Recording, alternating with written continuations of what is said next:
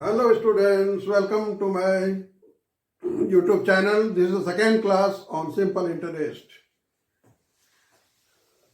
पहला सवाल है, the SI on a sum of money is 4/9 times of the principal. फिर सुने आप, the SI on a sum of money that is principal is not known. Then let P is equal to X. तो the SI कितना बोल रहा है ये? 4/9 times of X. ठीक है. Find the rate, percent and the time. Both are numerically equal. अब rate और time न्यूमेरिकली इक्वल मतलब दोनों R परसेंट के बराबर है. ये रेट हो गया और टाइम हो गया R ईयर्स. ये आपको दोनों निकालना है.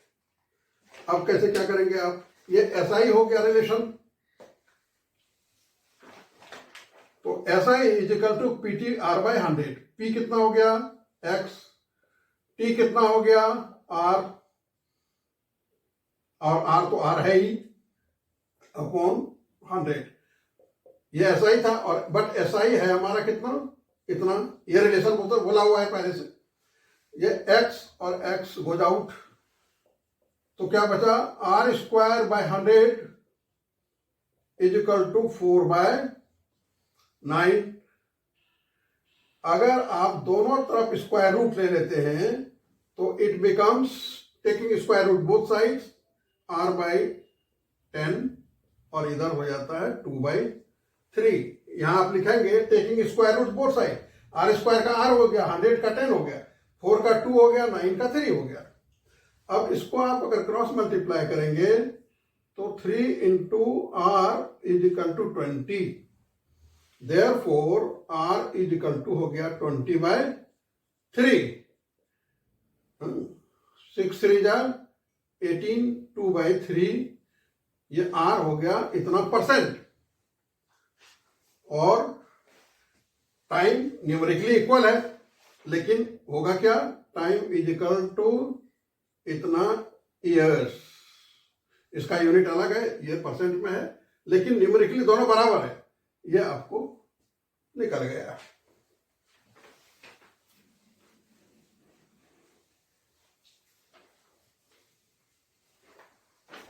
नेक्स्ट सवाल, a certain sum of money becomes 3 times.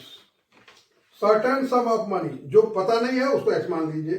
certain sum of money becomes 3 times of itself in 20 years at simple interest. अब आप क्या कहते हैं? दूसरा सवाल, P is equal to X. तो A कितना हो गया? Sum of money become 3 times यानी 3x. 20 ईयर्स टाइम हो गया 20 ईयर्स. तो A मालूम है, P मालूम है, तो SI कितना हो गया आपका? A माइनस P यानी कि 3x माइनस x यानी कि 2x. SI हो गया आपका 2x. In how many years does it become double of itself at the same rate of simple interest? Okay, पहले इसका मतलब R निकालना पड़ेगा. R नहीं पता. R is equal to question mark. पहले R निकालेंगे तो नेक्स्ट केस में भी R इतना ही रहेगा. अब R का फॉर्मूला क्या होता है? R is equal to SI into 100 upon P into T. अब SI कितना हो गया आपका? 2x. P कितना था? x माना आपने. T कितना है? 20 ईयर्स. कितना हो गया? 10%. 10% निकल गया आपको रेट. अब क्या बोल रहा है, in how many years does it become double, यानी in how many years time पूछ रहा है, क्वेश्चन मार्क टी।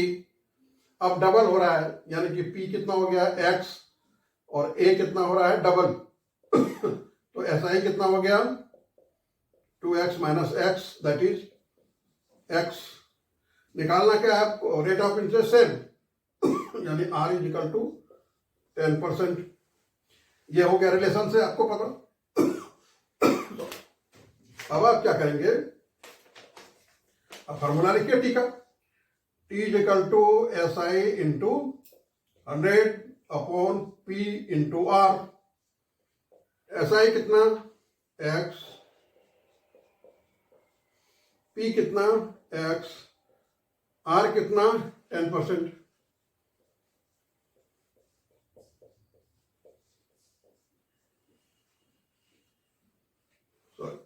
ये टाइम है 10 years,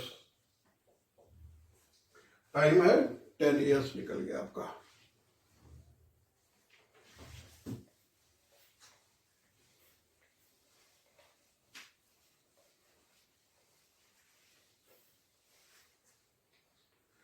First of all, a man invested 1/3 of his capital at 7%, 1/4 of his capital at 8%, and the remainder at 10%. 3 rate of interest है इनके पास, थोड़ा थोड़ा करके अलग अलग किया। तो प्रॉपर्टी तो पता है नहीं, तो प्रॉपर्टी मान लेते हैं हम। ये थर्ड सवाल है, let P is equal to X. तो केस फर्स्ट में कितना इन्वेस्ट किया इसने, 1/3 ऑफ हिज प्रॉपर्टी यानी x,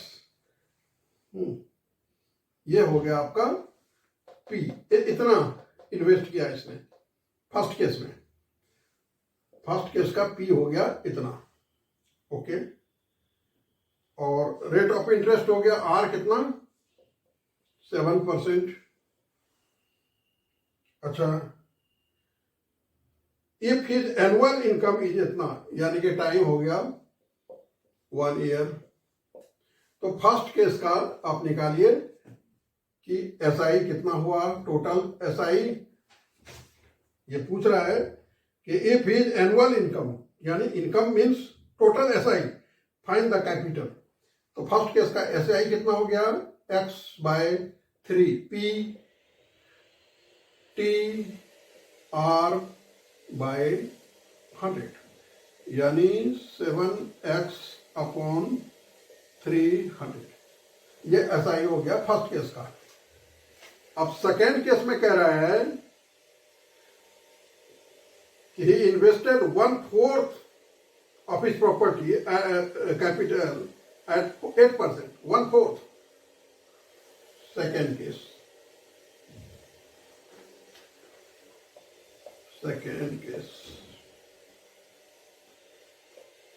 P is equal to x/4 और इसका रेट कितना है 8%। टाइम कितना हो गया वही 1 ईयर। अब आपको क्या निकालना है, फिर एसआई निकाल लीजिए इस केस का। SI is equal to P T R by 100 2x/100।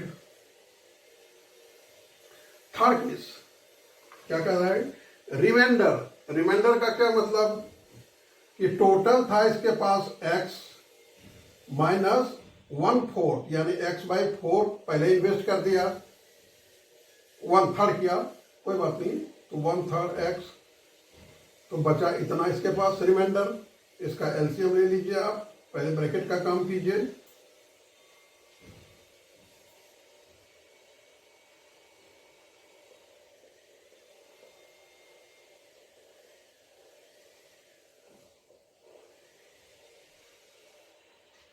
कितना रिमाइंडर बचा हुआ है इसके पास यानी कि ये P हो गया। अब थर्ड केस में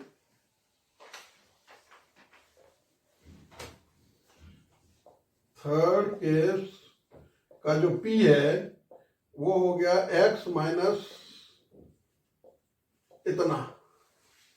अच्छा, इसको सिंप्लीफाई हम कर सकते हैं।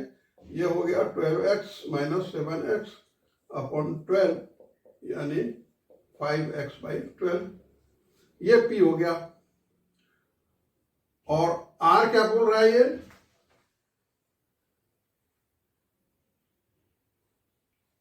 हाँ, 10%। R इज इक्वल टू 10% और time 1 year.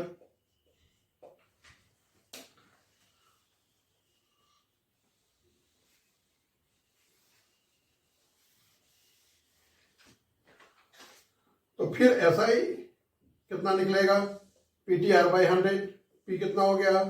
5x by 12 into T हो गया 1 और 10%।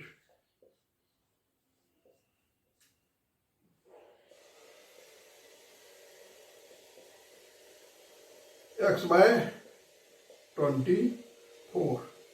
अब ये तीनों SI को अगर आप जोड़ देंगे तो इज इक्वल टू आपको क्या करना है? 561। तो तीनों SI आपने जो निकाला, इस तीनों SI को आप ऐड कर दीजिए, यानी कि आप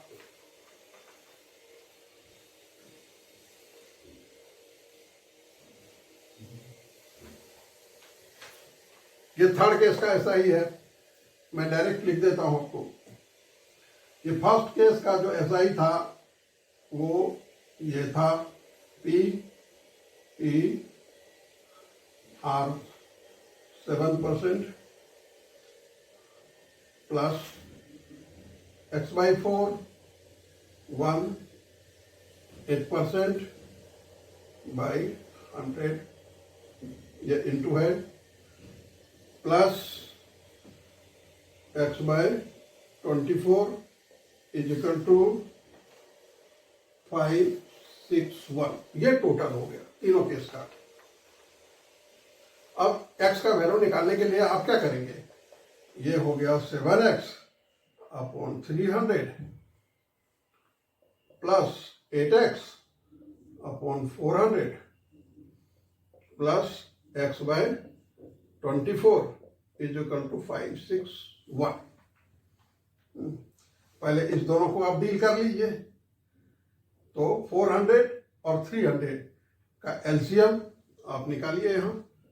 300 और 400 यानी 100, 3 और 4 हो गया। अब ये नहीं कटेगा। 4 3 जा 1200। अब 3 से डिवाइड करेंगे आप, 300 से तो 4 होगा, 4 से करेंगे डिवाइड 300 होगा।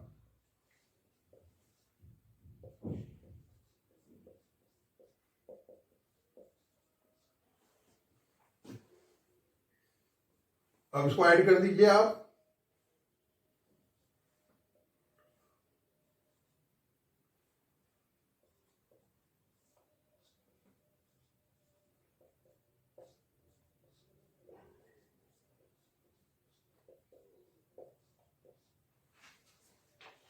फिर आप एलसीएम लीजिए 1200 और 24 का।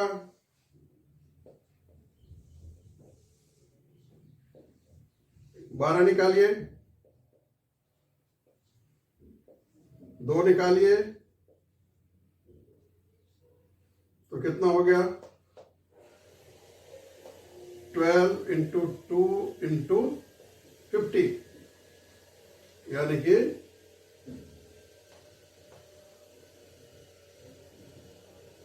1200।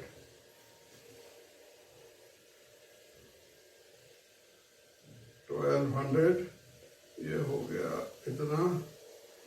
अब इसको डिवाइड करेंगे आप 24 से, तो हो गया आपका 5 into 50।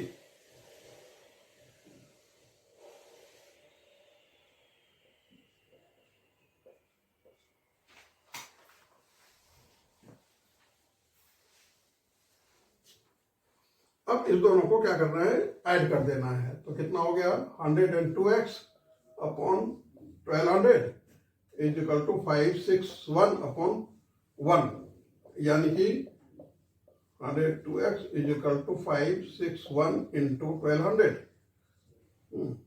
Therefore, x is equal to 561 into 1200 upon 102। इसको कैंसिल कर लीजिए, you will get the answer. आपको प्रिंसिपल निकल गया इसका। फाइंड द कैपिटल, यही निकालना था। That's all for today. Please don't forget to like and subscribe my channel. Thanks a lot.